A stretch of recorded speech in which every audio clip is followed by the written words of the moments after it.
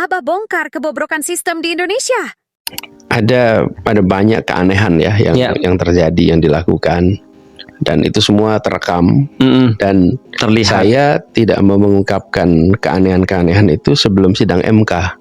Ya. Jadi kalau sekarang saya mengatakan karena itu sudah diakui oleh hakim-hakim MK. Oke. Jadi ini bukan tuduhan. Itu adalah dokumen yang hakim-hakim MK pun menuliskan di dalam dissenting opinionnya. Ya. Kalau artinya sudah verified. Bukan sekedar sangkaan. Nah, memang banyak keanehan dan itu artinya harus ada koreksi ke depan.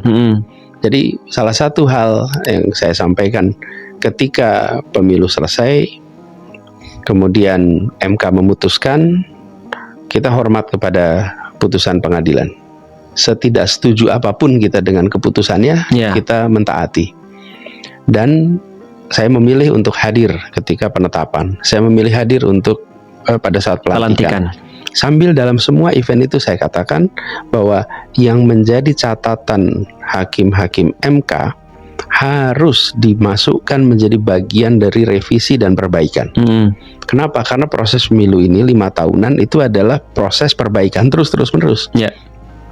Jangan sampai 5 tahunan itu yang belajar adalah pelaku yang curang.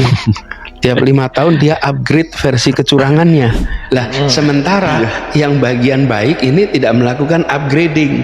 Dan yang bagian baik kan sudah tergeser ke situ, Pak. Itulah sebabnya kita harus terus-menerus dan harus diungkapkan, harus diperjuangkan. Tidak bisa ditinggalkan. Problem itu tidak selesai dengan kita marah-marah dan meninggalkan.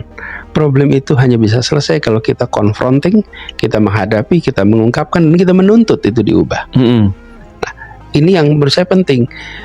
Tanya semua anggota DPR yang terpilih, apalagi yang tidak terpilih. Painful nggak pemilu itu? Iya, banget. Semua yang terpilih aja bilang painful kok. Iya. Apalagi yang tidak terpilih. Gak boleh modal. Tapi jangan sampai kayak kapok sambel. Selesai pemilu marah-marah, kecewa, habis itu ya move on aja, nggak dikoreksi. Mengkoreksi ini lebih penting daripada agenda-agenda revisi undang-undang yang lain.